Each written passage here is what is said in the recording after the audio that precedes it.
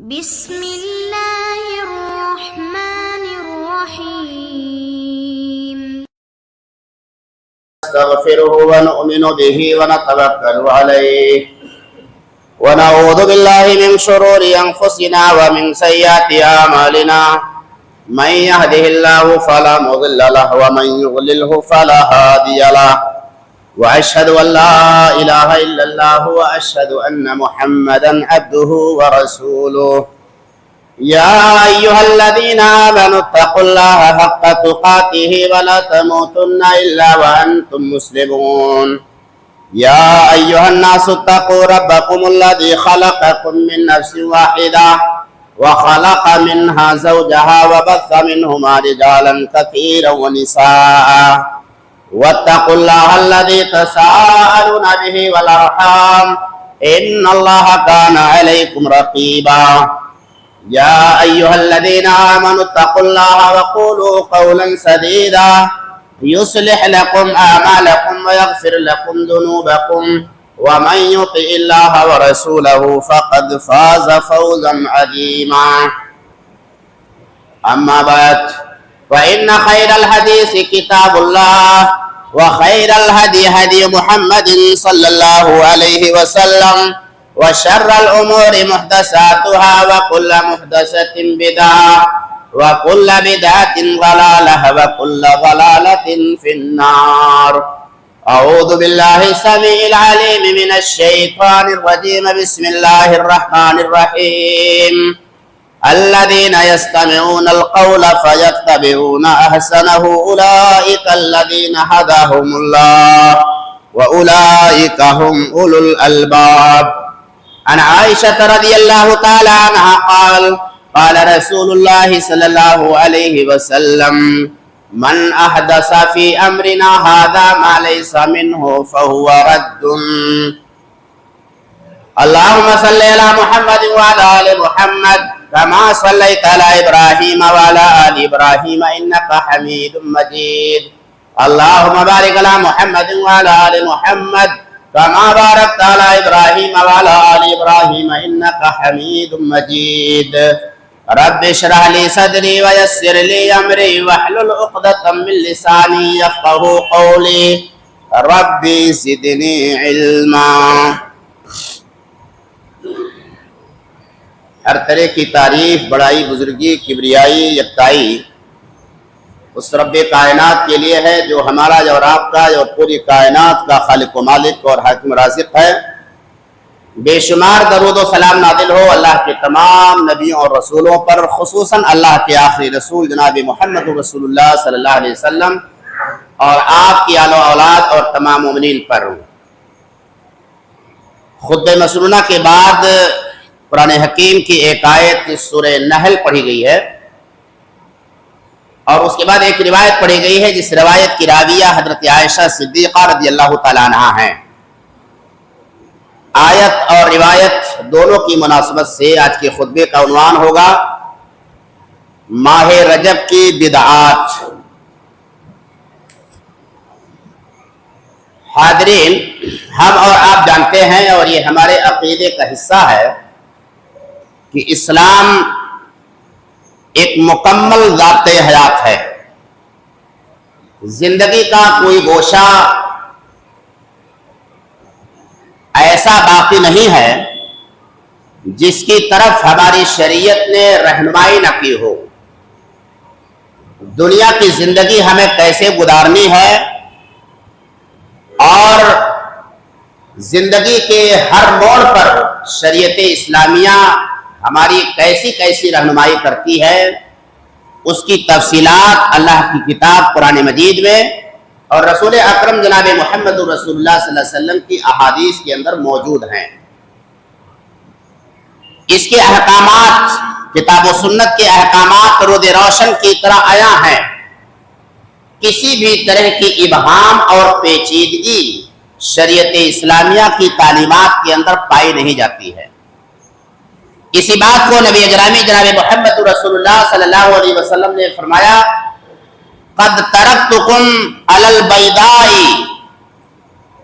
میں اس دنیا سے جا رہا ہوں لیکن میں نے تم کو رود روشن کی طرح راہ ہدایت پر چھوڑ دیا ہے. اس کی راہیں دن کی طرح بالکل روشن ہیں، کسی بھی طرح کی کوئی پیچیدگی نہیں ہے. لا یزیغ عنہا بعدی الا ہالک. میرے انتقال کے بعد، میری وفات ہو جانے کے بعد جو شخص اس میں کجی پیدا کرے گا، اس راہ راست کو، کتاب و سنت کے وعدے شاہراہ کو چھوڑ کر کے کوئی بھی شخص کوئی دوسرا راستہ اختیار کرے گا، ایسے بندے کے مقدر میں ہلاکت کے سوا کچھ بھی نہیں ہے. یہ نبی گرامی جناب محمد رسول اللہ صلی اللہ علیہ وسلم نے اس حال میں ہمیں اور آپ کو شریعت کی واضح تعلیمات کو دے کر کے اس دنیا سے رخصت ہوئے ہیں. اور اس کے بعد اللہ کے نبی جناب محمد رسول اللہ صلی اللہ علیہ وسلم نے ایک بات اور بیان فرمائی، بلکہ قرآن حکیم میں اللہ تبارک و تعالیٰ نے بیان فرمایا کہ اگر ہم اس دنیا میں رہیں گے، مختلف مزاج ہے، مختلف طرح کے نظریات ہیں، مختلف طرح کے سوچنے کا انداز ہے، زاویہ نگاہ الگ ہے، ایسے موقع پر امت مسلمہ کے درمیان اختلافات کا ہونا یہ غیر یقینی بات نہیں ہے. اختلافات ہوں گے، لیکن جب اختلافات ہوں تو اس کا حل شریعت اسلامیہ نے بتایا فَإِن تَنَازَعْتُمْ فِي شَيْءٍ فَرُدُّوهُ إِلَى اللَّهِ وَالرَّسُولِ. اگر تمہارا کسی معاملے میں اختلاف ہو جائے تو اپنے عقل کے گھوڑے مت دوڑاؤ، اپنے اماموں کے پیچھے مت بھاگو، اپنے علماء اور مولویوں کے پیچھے مت بھاگو، بلکہ اس مسئلے کو لا کر کے کتاب و سنت کے ترازو پر رکھ دو. وہاں سے جو ہدایت مل جائے وہی واضح راستہ ہے، وہی اختلافات سے بچنے کا واحد راستہ ہے. پھر اس کے بعد آپ صلی اللہ علیہ وسلم پھر اللہ تبارک و تعالیٰ نے ایک دوسری ہدایت فرمائی کہ جب تم اپنے معاملے کو لے کر کے آئے، کتاب و سنت کی کسوٹی پر رکھ دیا، فیصلہ مل گیا، اب وہ فیصلہ چاہے تمہارے نظریے کے موافق ہو، چاہے تمہارے نظریے کے مخالف ہو، فیصلہ جب کتاب و سنت کا آ گیا تو پھر دل کے اندر کسی طرح کی کجی نہیں پیدا ہونا چاہیے. اگر کجی پیدا ہو گئی، ٹیڑھپن پیدا ہو گیا، انقباض پیدا ہو گیا، یہ پیدا ہو گیا کہ میرا کہنا تو ایسا تھا اور فیصلہ مجھے ایسا ملا، تو یاد رکھیے اللہ تبارک و تعالیٰ کہہ رہے ہیں فَلَا وَرَبِّكَ لَا يُؤْمِنُونَ حَتَّى يُحَكِّمُوكَ فِي مَا شَجَرَ بَيْنَهُمْ ثُمَّ لَا يَجِدُوا فِي أَنفُسِهِمْ حَرَجًا مِّمَّا قَضَيْتَ وَيُسَلِّمُوا تَسْلِيمًا. اللہ کی قسم، تیرے رب کی قسم، ایسے لوگ مومن نہیں ہو سکتے جب ان کا معاملہ کتاب و سنت کی کسوٹی پر پیش کیا گیا اور کتاب و سنت کا فیصلہ آ جانے کے بعد انہوں نے اپنے دل کے اندر حرج محسوس کیا، تنگی محسوس کیا، انقباض محسوس کیا. اگر دل کی یہ کیفیت ہے تو اللہ تبارک و تعالیٰ کہہ رہے تیرے رب کی قسم ایسے لوگ مومن نہیں ہیں. آپ کے فیصلے کو بسر و چشم تسلیم کر لینا یہی اصل میں ایمان کی علامت ہے، یہی اچھے مومن ہونے کی پہچان ہے. اگر دل کے اندر تنگی ہے، کجی ہے، انقباض ہے، فیصلے کو محسوس کرنے میں دشواری محسوس ہو رہی ہے، تو پھر ایسی صورت میں اپنے آپ میں ایمان کا ہمیں اور آپ کو جائزہ لینے کی ضرورت ہے. میرے بھائیوں، دین مکمل ہے، دین مکمل ہو چکا ہے، اس میں کسی طرح کی ترمیم و تنسیخ نہ تو کسی چیز کو کم کیا جا سکتا ہے، نہ ہی کسی چیز میں اضافہ کیا جا سکتا ہے. اور اس کا اعلان اللہ تبارک و تعالیٰ نے حجۃ الوداع کے موقع پر جہاں 1,24,000 کا مجمع تھا اور وہاں پر رسول اکرم صلی اللہ علیہ وسلم موجود ہیں، اور قرآن حکیم میں اللہ تبارک و تعالیٰ آیت نازل کرتا ہے اليوم اکملت لکم دینکم واتممت علیکم نعمتی ورضیت لکم الاسلام دینا. آج کے دن میں نے تمہارے دین کو مکمل کر دیا ہے. دین مکمل ہو گیا ہے، اب اس دین کے اندر کسی بھی طرح کی کمی اور زیادتی نہیں ہو سکتی، اور میں نے اپنی نعمت کو پورا کر دیا۔ نعمت سے مراد نعمت اسلام ہے۔ نعمت اسلام کے جتنے قواعد ہیں، جتنے قانون ہیں، جتنے ضابطے ہیں، ان سارے ضابطوں کو بیان میں نے کر دیا ہے۔ وَرَضِيتُ لَكُمُ الْإِسْلَامَ دِينًا، اور اسلام کو بحیثیت دین میں راضی ہو گیا ہوں۔ اللہ تبارک و تعالیٰ نے جب یہ آیت کریمہ رسول اکرم صلی اللہ علیہ وسلم پر نازل کیا، ایک یہودی حضرت عمر رضی اللہ تعالیٰ عنہ کے پاس آتا ہے اور وہ کہتا ہے کہ آپ کی کتاب، اللہ کی کتاب قرآن حکیم میں ایک آیت ایسی اللہ تبارک و تعالیٰ نے نازل کیا ہے، یہ آیت اگر ہماری شریعت میں نازل ہوئی ہوتی تو ہم اسے عید کا دن منا لیتے، عید کا دن بنا دیتے اس کو۔ حضرت عمر رضی اللہ تعالیٰ عنہ نے بڑے فخریہ انداز میں کہا کہ تم ایک عید مناتے جس دن یہ آیت نازل ہوئی ہے، اس دن دو عید ہمارے پاس اکٹھا ہو گئی تھی۔ ایک تو عرفہ کا دن تھا اور دوسرا یہ جمعہ کا دن تھا، لہذا دو عید کے دن اللہ تبارک و تعالیٰ نے اس آیت کو نازل کیا ہے۔ معلوم یہ ہوا کہ تکمیل دین کا اظہار، تکمیل دین یہ ایسا ضابطہ اور ایسی چیز اللہ تبارک و تعالیٰ نے قرآن حکیم میں نازل فرمایا کہ مسلمان نہیں غیر بھی اس کی تکمیل کے قائل ہیں کہ دین اسلام یہ مکمل ہو چکا ہے۔ لیکن میرے بھائیوں، عہد رسالت سے لے کر کے خیر القرون تک اسلام کی تمام مقدس تعلیمات بالکل مشرکانہ رسم و رواج اور باطل عقائد اور نظریات سے پاک تھی، مگر خیر القرون کے بعد یہود و نصارہ کی سازشوں اور اسی طریقے سے شکم پرور مولویوں کی تخریب کاری کی وجہ سے کتاب و سنت اس کے اندر ایسی تخریب کاری کی گئی کہ کتاب و سنت اپنے نام نہاد پیروکاروں پر شرمانے لگی، اور شاعر کہنے لگا کہ کیا ویران کعبہ کو اسی کے پاسبانوں نے، یعنی ایسی تخریب کاری اللہ جو ہے شریعت اسلامیہ کے اندر ان لوگوں نے کیا اپنے ناجائز مقاصد کو حاصل کرنے کے لیے کہ اب اصلی اسلام کون ہے اور جعلی اسلام کون ہے ایک آدمی کے لیے تفریق کرنا مشکل ہو جاتا ہے۔ اس شریعت کے اندر ایسی چیزیں لوگوں نے داخل کر دیا ہے، ایسی بدعتوں کو لوگوں نے رواج دے دیا ہے کہ پہچاننا مشکل ہو جاتا ہے کہ کون سی تعلیمات کتاب و سنت کے موافق ہے اور کون سی ایسی ہے جن کا کتاب و سنت سے کوئی تعلق نہیں ہے۔ یہ بدعتیں ہیں اور یہ رواج ہے اور یہ بات کی داخل کردہ چیزیں ہیں۔ حالانکہ شرک اور بدعت یہ ایسے زہریلے امراض ہیں جو کینسر کی طرح سے ایمان و یقین کی قوت کو فنا کر دیتے ہیں۔ اسی لیے نبی اکرم جناب محمد رسول اللہ صلی اللہ علیہ وسلم نے ایسے تمام مواقع پر ہمیشہ کتاب و سنت، اللہ کی کتاب اور جناب محمد رسول اللہ صلی اللہ علیہ وسلم کی احادیث کو ہر موڑ پر مضبوطی سے پکڑنے کا آپ نے حکم دیا ہے۔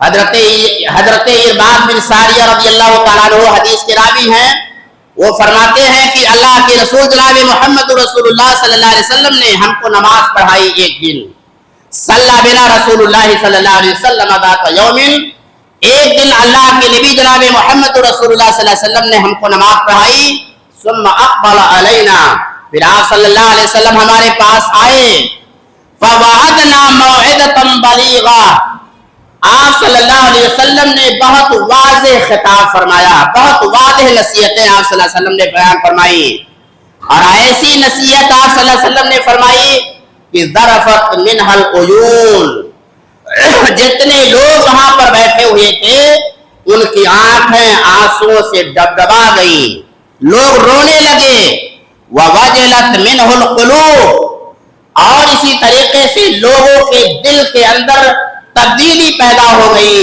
گھبرا گئے، ڈر گئے لوگ. اور اس کے بعد فقال قائل یا رسول اللہ، تو وہی لوگ جو بیٹھے ہوئے تھے آپ صلی اللہ علیہ وسلم کا وعظ سن رہے تھے، انہی میں سے ایک شخص نے کہا کہ آج کی نصیحت نبی اکرم صلی اللہ علیہ وسلم کی ایسی نصیحت لگتی ہے کہ جیسے آج کے بعد پھر آپ صلی اللہ علیہ وسلم کوئی اور نصیحت نہیں کریں گے. یہ الوداعی نصیحت ہے، آخری نصیحت ہے، اس کے بعد آپ صلی اللہ علیہ وسلم اب نصیحت نہیں کریں گے.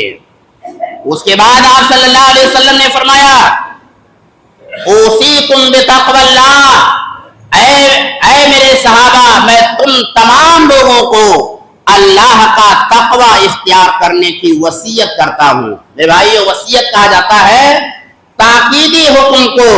زندگی کے ہر موڑ پر آدمی دن کے اجالے میں رہے، رات کی تاریکی میں رہے، تنہا رہے، اکیلے رہے، مجمع میں رہے یا دو چار لوگوں کے درمیان رہے، ہمیشہ تقوی کی زندگی اختیار کرو. اوصیکم بتقوی اللہ.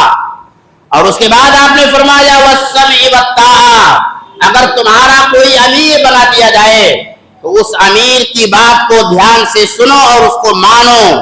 اس کے بعد آپ صلی اللہ علیہ وسلم نے فرمایا فَإِنَّهُ مَن يَعِشْ مِنكُمْ فَسَيَرَىٰ اخْتِلَافًا كَثِيرًا. اے میرے صحابہ، یاد رکھو کہ میرے بعد جو لوگ اس دنیا کے اندر حیات رہیں گے، زندہ رہیں گے، جو لوگ، ایسے لوگ اس امت کے اندر شدید قسم کا اختلاف دیکھیں گے. لوگ گروہ میں بڑھ جائیں گے، فرقوں میں بڑھ جائیں گے، جماعتوں میں بڑھ جائیں گے، عقائد اور نظریات لوگوں کے الگ ہو جائیں گے. فَسَيَرَىٰ اخْتِلَافًا كَثِيرًا.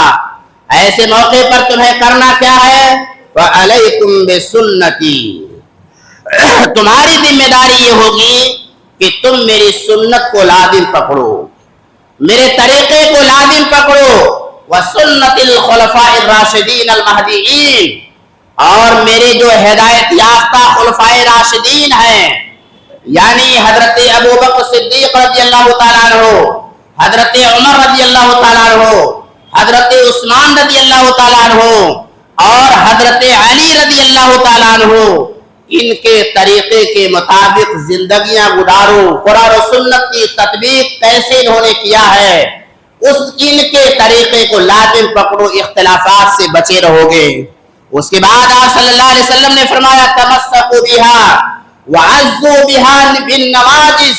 ان کے طریقے کو مضبوطی سے پکڑ لینا، دانتوں سے مضبوطی سے پکڑ لو. اور اس کے بعد آپ نے فرمایا وَإِيَّاكُمْ وَمُحْدَثَاتِ الْأُمُورِ. اور تم بچو دین کے اندر نئی نئی چیزوں کے ایجاد کرنے سے. اور یاد رکھو كُلَّ بِدْعَةٍ ضَلَالَةٍ وَكُلَّ ضَلَالَةٍ فِي النَّارِ. آپ نے فرمایا کہ ہر بدعت گمراہی ہے، ہر نئی چیز بدعت ہے اور ہر بدعت گمراہی ہے. اور نسائی کی روایت کو اگر اس کے ساتھ ایڈ کر دیا جاتا ہے تو اس کے اندر نبی اکرم صلی اللہ علیہ وسلم نے فرمایا کہ ہر بدعت انسان کو جہنم میں لے کر کے جانے والی ہے. یہ ہدایت، یہ نصیحت نبی اکرم صلی اللہ علیہ وسلم نے بڑے دل سوزی کے ساتھ اپنے صحابہ کو کیا اور وہاں سے منتقل ہوتے تا قیامت آنے والے انسانوں کے لیے نصیحت ہے کہ اختلافات کے تمام مواقع پر قرآن و سنت کو اپنایا جائے، خلفائے راشدین کے طریقے سے نمونے حاصل کیے جائیں، ان کی زندگیوں سے سبق حاصل کر کے اور اس کے بعد اس دنیا کے اندر زندگی گزاری جائے. میرے بھائیوں، جن بدعتوں نے اسلام کی تعلیمات کو مقدر کیا ہے، حق اور باطل کو پہچاننے میں مشکل کھڑی کر دیا ہے، ان بدعتوں میں سے ایک بدعت ہے ماہ رجب کا کنڈا. ماہ رجب کا کنڈا یہ کب منایا جاتا ہے؟ یہ رجب کے اسی مہینے میں 22 تاریخ کو کوئی میٹھی چیز یعنی حلوہ بنا کر کے اور اس کے بعد کسی کنڈے میں بھر دیا جاتا ہے. پھر امام جعفر صادق رحمہ اللہ کے نام کا ختم اور فاتحہ پڑھا جاتا ہے. عزیز و اقارب کو، پاس پڑوس کو، محلے اور جاننے پہچاننے والوں کو بڑے شوق سے کھلایا جاتا ہے. ہم اور آپ جانتے ہیں کہ دین مکمل ہوا ہے 1400 سال پہلے، لیکن اس بدعت کا رواج کب ہوا ہے؟ 1906 میں رامپور سے اس بدعت کی شروعات ہوئی ہے اور اس کے بعد 1911 میں یہ بدعت لکھنؤ میں آ کر کے ترقی پذیر ہوئی ہے. وہاں پر اس بدعت کو ترقی ہوئی ہے اور ہم اور آپ جانتے ہیں کہ بدعت کہاں کسے جاتا ہے. ایسے تمام کام جن کاموں کے کرنے کے حوالے سے نہ اللہ کی کتاب میں کوئی دلیل موجود ہو نہ رسول اکرم جناب محمد رسول اللہ صلی اللہ علیہ وسلم کی احادیث میں دلیل موجود ہو، ایسے تمام کاموں کو بدعت سے تعبیر کیا جاتا ہے. اور یہ بدعت بڑے بڑے گناہوں کو انجام دینے سے بھی بڑا گناہ ہے. بلکہ مختصر لفظوں میں یہ کہہ لیا جائے کہ بدعت یہ گناہوں، معصیت اور جرائم کا مجموعہ ہے. یہ گناہ کرنے سے بھی بڑا کام بدعتوں کو ایجاد کرنا ہے. اس لیے کہ ایک آدمی جذبات کے رو میں جب وہ گناہ کر لیتا ہے، گناہ کر لینے کے بعد جب وہ توبہ کرتا ہے، رب العالمین اس کی توبہ کو قبول کر لیتا ہے. لیکن متعدد احادیث کے ذریعہ یہ بات معلوم ہوتی ہے، سلف کے بہت سارے اقوال سے یہ بات معلوم ہوتی ہے کہ ایک بدعتی جب بدعت کرتا ہے تو بدعت کے کرنے کی وجہ سے وہ توبہ سے محروم ہو جاتا ہے. اسے توبہ کرنے کی توفیق اللہ تبارک و تعالیٰ سے نہیں ملتی. اور ایک بدعتی جب بدعت کو ایجاد کرتا ہے تو گویا یہ پیغام دیتا ہے، یا محمد صلی اللہ علیہ وسلم جو شریعت آپ کے اوپر اللہ تبارک و تعالیٰ نے نازل کیا ہے، جو احادیث بیان کر کے آپ نے امت کی رہنمائی کی ہے، یہ مکمل نہیں تھی، اس کے اندر کچھ کسر رہ گئی تھی اور اس کسر کو میں پورا کر رہا ہوں. یہ بدعتی اس طرح کا اعلان کرتا ہے اپنے عملی اعتبار سے. اسی طریقے سے میرے بھائیوں، دین مکمل ہے مگر ایک بدعتی جو بدعت کو ایجاد کرتا ہے وہ زبان حال سے کہہ رہا ہوتا ہے کہ اے اللہ تو جس دین سے راضی ہوا ہے میں اس دین سے راضی نہیں ہوں. یہ اظہار کرتا ہے ایک طرح سے بدعتی. اسی لیے حسن بصری رحمہ اللہ بدعتی کے سلسلے میں کہا کرتے تھے، صاحب البدعتی لا تقبل له صلاة ولا صيام ولا حج ولا عمرة ولا جہاد ولا صرف ولا عدل حتى يدعها. ایک بدعتی جب کسی بدعت کو ایجاد کرتا ہے تو حضرت حسن بصری رحمہ اللہ کہتے ہیں اللہ رب العالمین اس کی نمازوں کو قبول نہیں کرتا، اس کے روزے کو قبول نہیں کرتا، اس کے حج کو قبول نہیں کرتا، اس کے عمرہ کو قبول نہیں کرتا، اس کے جہاد کو قبول نہیں کرتا. اور اس کے بعد کہا کہ چاہے وہ کوئی نفلی عبادت انجام دے، چاہے وہ کوئی فرض عبادت انجام دے، رب العالمین اس کی عبادتوں کو قبول نہیں کرتا جب تک وہ اپنی بدعت سے توبہ کر کے وہ چھوڑ نہیں دیتا ہے، اس کام کو کرنا چھوڑ نہیں دیتا ہے. دوسرا نقصان یہ ہوتا ہے کہ جب کسی سماج کے اندر بدعتوں کا رواج ہوتا ہے، بدعتوں کی کثرت پائی جاتی ہے، کسی ایک بدعت کو جب رواج دے دیا جاتا ہے، رب العالمین وہاں سے نبی گرامی جناب محمد رسول اللہ صلی اللہ علیہ وسلم کی سنت کو اٹھا لیتا ہے اور اتنے دنوں تک اٹھا لیتا ہے کہ پھر قیامت تک وہ سنت وہاں زندہ نہیں ہو پاتی. لہذا میرے بھائیوں، بدعت یہ معمولی چیز نہیں ہے اور اس بدعتی کا حشر تیسرا یہ ہوگا کہ کل قیامت کے دن جب نفس نفسی کا عالم ہوگا، رسول اکرم صلی اللہ علیہ وسلم جام پلانے والے ہوں گے، حوض پر نبی اکرم صلی اللہ علیہ وسلم تشریف فرما ہوں گے. ایسے موقع پر یہ بدعتی جائے گا اور اس کے بعد نبی اکرم صلی اللہ علیہ وسلم کے ہاتھوں جام کوثر پینا چاہے گا، مگر فرشتے اسے جانے نہیں دیں گے. نبی اکرم صلی اللہ علیہ وسلم فرمائیں گے کہ آنے دو، میری امت کا فرض ہے یہ. فرشتے کہیں گے اللہ کے نبی آپ کو معلوم نہیں، لمن غیر آبادی، آپ کے انتقال کے بعد تو اس شخص نے دین کا نقشہ ہی بدل دیا تھا.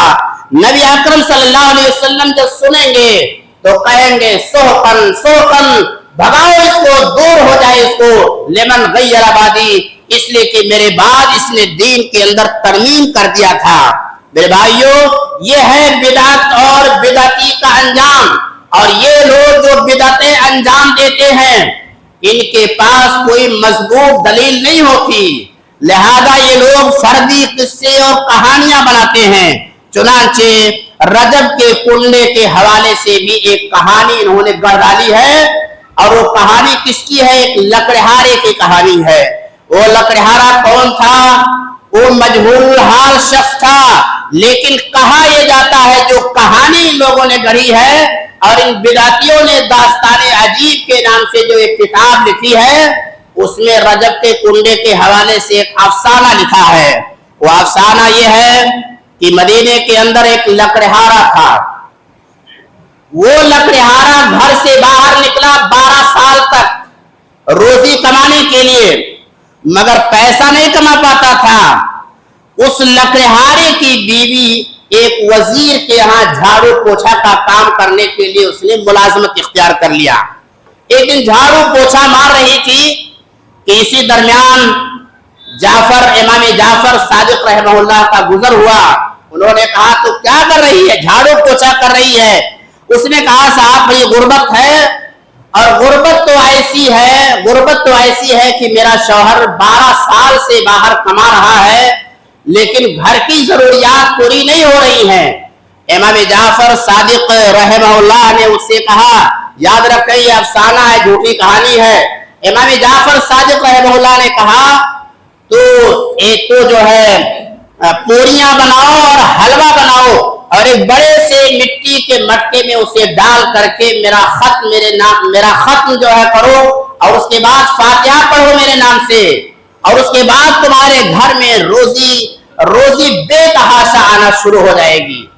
چنانچہ اس عورت نے کھیر اور پوری بنایا، کوڑے میں ڈالا اور امام جعفر کے نام سے ختم کیا اور فاتحہ کیا. اور فاتحہ کرنے کے بعد جب اس کا شوہر کچھ ہی دنوں کے بعد واپس آیا تو اتنی دولت اس کے پاس، اتنی دولت کہ جس بادشاہ کے، جس وزیر کے یہاں اس کی بیوی ملازمت کرتی تھی اسی کے گھر کے سامنے شاندار بنگلہ اس نے بنا لیا. اور جب وہ شاندار بنگلہ بن کر کے تیار ہوا تو ایک دن وزیر کی بیوی نے پوچھا کہ اتنی دولت اچانک تمہارے پاس کہاں سے آ گئی؟ اس نے کہا کہ میں نے جعفر صادق کے نام کے کنڈے بھرے تھے، اس کی وجہ سے اتنی دولت آئی. تو وزیر کی بیوی نے اس میں تردد کا اظہار کیا، شک کا اظہار کیا، ایسا نہیں ہو سکتا. نتیجہ یہ ہوا کہ بادشاہ نے وزیر کو معزول کر دیا، اور صرف معزول ہی نہیں کیا بلکہ اسے جلا وطن کر دیا مدینے سے. ابھی جب جلا وطن کیا گیا تو جاتے جاتے راستے میں اس نے خربوزہ خرید لیا اور خربوزے کو رومال کے اندر لپیٹ لیا. ادھر بادشاہ سے کسی نے کہا کہ دیکھو وزیر تمہارا بیٹا شکار کے لیے گیا ہوا ہے، اور کہیں اگر یہ وزیر راستے میں مل گیا تو دشمنی میں تمہارے بیٹے کو قتل نہ کر دے. چنانچہ اس کے پیچھے ایک آدمی اس نے لگا دیا، اور لگانے کے بعد ہوا یہ کہ راستے میں جا کر کے یہ ملا تو کہا تمہارے ہاتھ میں کیا ہے؟ کہا میرے ہاتھ میں خربوزہ ہے. جب کھولا گیا تو اس میں کیا تھا؟ بادشاہ کے اسی لڑکے کا خون آلود سر تھا. اب اس پر وہ غصہ ہوا، کہا کہ یہاں پر جو ہے دنیا بھر کے مسائل اس وزیر اور اس کی بیوی کے ساتھ پیدا ہو گئے. کہا یہ مصیبت کیوں آئی؟ کہا اصل میں ہم نے رجب کے کنڈے کا انکار کر دیا تھا، اس کی وجہ سے یہ سارے کے سارے مسائل پیدا ہوئے ہیں. اب اس کے بعد اس وزیر کی بیوی نے بھی رجب کے کنڈے بھرے، اور رجب کا کنڈا بھرنے کے بعد اس کے سارے مسائل کا خاتمہ ہو گیا، اور پھر وہ نئے سرے سے اپنے پرانے عہدے پر بحال ہو گئی، دولت سے مالا مال ہو گئی. یہ ساری افسانوی قصے اس کے پیچھے بیان کیے جاتے ہیں. اور آپ دیکھیں گے کہ اسلام جو زہد کی تعلیم دیتا ہے، یہاں کسی چور دروازے سے ایک طرف پوری اور کھیر ہے اور دوسری طرف دولت کا انبار ہے، اور اس طریقے کے مسائل بیان کر کے، اس طرح کے فردی قصے بیان کر کے اس طرح کی بدعتوں کو رواج دیا جاتا ہے. اصل صورتحال یہ ہے کہ جس تاریخ کو یہ لوگ رجب کا کنڈا بناتے ہیں اس میں کہا یہ جاتا ہے کہ اس تاریخ میں حضرت امام جعفر رحمہ اللہ کی پیدائش وفات ہوئی تھی، اس لیے ایصال ثواب کے لیے ہم ایسا کرتے ہیں۔ لیکن میرے بھائیوں اگر دیکھا جائے تو امام جعفر رحمہ اللہ کی پیدائش ہوتی ہے 17 ربیع الاول سن 83 ہجری کو، ان کی وفات ہوتی ہے 15 شوال 148 ہجری کو۔ رجب کے کنڈے منائے جاتے ہیں 22 رجب کو منایا جاتا ہے، نہ تو یہ تاریخ پیدائش ہے اور نہ ہی یہ تاریخ وفات ہے، یہ فرضی قصے اور کہانیاں ہیں۔ اصل چیز جو ہے وہ یہ ہے کہ اس بدعت کو گڑھا ہے بنیادی طور پر شیعوں نے، اور 22 رجب کی جو تاریخ ہے وہ حضرت معاویہ رضی اللہ تعالیٰ عنہ کی وفات کا دن ہے، اور حضرت امیر معاویہ رضی اللہ تعالیٰ عنہ کی وفات یہ شیعوں کے یہاں خوشی کے دن کے طور پر منایا جاتا ہے۔ شیعی کیلنڈر اگر آپ دیکھیں گے تو اس میں دو طرح کے کیلنڈر میں دو طرح کے نشانات ہوتے ہیں، ایک سرخ ہوتا ہے ایک بلیک ہوتا ہے۔ جو سرخ ہوتا ہے وہ خوشی کے دن کی علامت ہوتی ہے، اور آپ ان کے کیلنڈر کو دیکھیں گے تو 22 رجب یہ سرخ سے جو ہے اس کو نمایاں کر دیا جاتا ہے، اور مرگ معاویہ باقاعدہ ان کے کیلنڈر پر لکھا ہوا ہوتا ہے۔ گویا یہ جو حضرت معاویہ رضی اللہ تعالیٰ عنہ کی وفات کی خوشی کا جو دن ہے، اسے ان لوگوں نے موڑ دیا ہے جعفر صادق رحمہ اللہ کے رجب کے کنڈوں کی طرف، اور اس کی طرف کی ان کی یا تو تاریخ پیدائش تھی یا تاریخ وفات، حالانکہ یہ نہ تو تاریخ وفات ہے اور نہ ہی تاریخ پیدائش ہے۔ دوسری چیز میرے بھائیوں اس حوالے سے یہ بات ہمیں اور آپ کو یاد رکھنا چاہیے اور یاد رہنا چاہیے کہ اسلامی تاریخ میں ایک امام جعفر نہیں سینکڑوں لوگ پیدا ہوئے ہیں۔ اگر اسلامی تاریخ کے شخصیات کو اسی طریقے سے دن کے حوالے کر دیے جائیں تو میرے بھائیوں جیسے غیر مسلموں کے ہر صبح و شام میں ایک تیوہار ہوتا ہے، یہی چیز اسلام کے اندر بھی پیدا ہو جائے گی، اور روز کسی نہ کسی عظیم شخصیت کی یا تو پیدائش ہوگی یا تو عظیم شخصیت کی وفات ہوگی۔ لیکن شخصیات کی تاریخ پیدائش اور شخصیات کی وفات اس کو اسلام کوئی اہمیت نہیں دیتا ہے۔ اسلام اس بات کی اہمیت دیتا ہے کہ رب العالمین نے آسمان سے جو ہدایات نازل کی ہیں، قرآن حکیم کو جو نازل کیا ہے، رسول اکرم جناب محمد رسول اللہ صلی اللہ علیہ وسلم کے ذریعہ جو شریعت ہمارے آپ کے اوپر نازل کی ہے، اس دنیا کے مہلت عمل میں ہم آخرت کی تیاری کریں۔ شخصیات کو منانا، نبی اکرم صلی اللہ علیہ وسلم کی وفات کے دن کو بھی منانا، نبی اکرم صلی اللہ علیہ وسلم کی پیدائش کے دن کو بھی منانا، یہ شرعی اور اسلامی تعلیمات کا حصہ نہیں ہے۔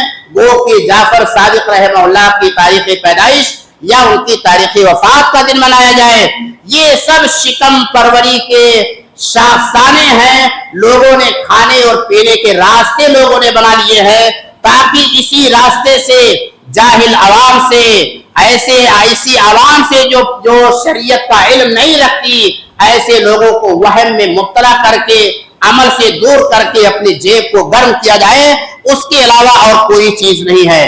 میرے بھائیوں اسی طریقے سے اس تاریخ میں ایک اور بدعت ہے، اور وہ بدعت یہ ہے کہ ایک نماز ایجاد کی گئی ہے، ایک نماز بنائی گئی ہے، اس نماز کا نام ہے صلاۃ الرغائب۔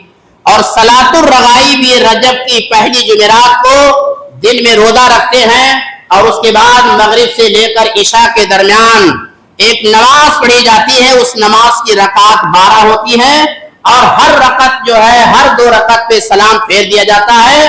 ہر رکعت میں سورہ فاتحہ پڑھی جاتی ہے، اور اس کے بعد 3 مرتبہ سورہ قدر پڑھی جاتی ہے، 12 مرتبہ سورہ اخلاص، اور اس کے بعد جب فارغ ہوتے ہیں تو نبی اکرم صلی اللہ علیہ وسلم پر درود بھیجا جاتا ہے۔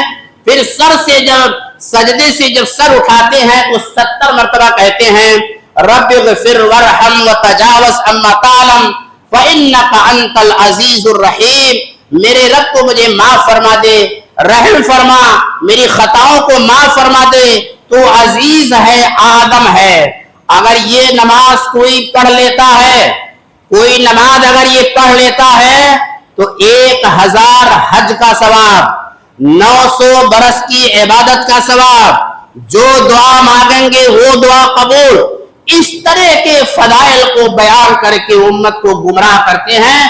علامہ ابن قیم رحمہ اللہ فرماتے ہیں اس عبادت کے حوالے سے یہ ایسی عبادت ہے جس عبادت کے تعلق سے جتنی روایات بیان کی جاتی ہیں وہ ساری کی ساری روایات من گڑت ہیں، جھوٹی ہیں اور وہ لائق اعتبار نہیں ہیں.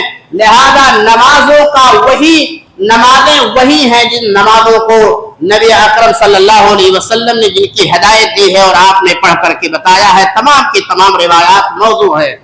میرے بھائیوں، اس حوالے سے جو بہت سارے اعتراضات اور بحث کرتے ہوئے لوگ کہتے ہیں، ان میں سے کہتے ہیں کہ بھئی اگر ہم یہ عبادت کر رہے ہیں، نمازی پڑھ رہے ہیں، تو اس میں حرج کیا ہے؟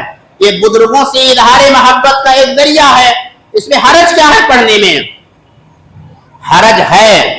حرج اس لیے ہے کہ دین ہمارا اتنا کامل اور مکمل ہے کہ اس میں نہ ہم کسی چیز کی کمی کر سکتے ہیں نہ زیادتی کر سکتے ہیں.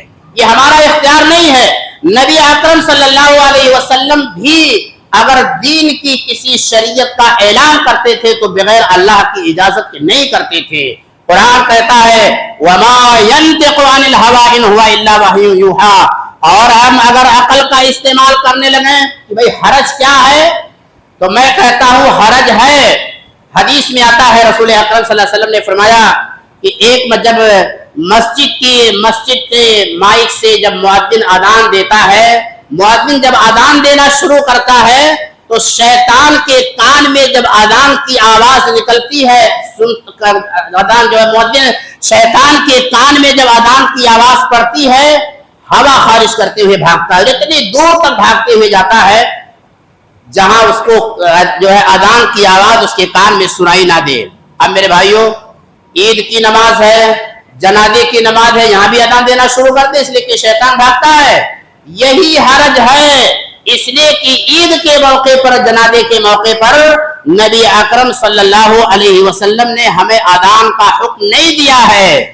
ایسے ہی بزرگوں کے اظہار محبت کے لیے نہ تو رجب کے کنڈوں کی اجازت ہے، نہ میلاد منانے کی اجازت ہے، نہ فاتحہ کی اجازت ہے، نہ کسی اور کی اجازت ہے. لہذا حرج ہی حرج ہے، لہذا ہم اس کام کو انجام نہیں دے سکتے.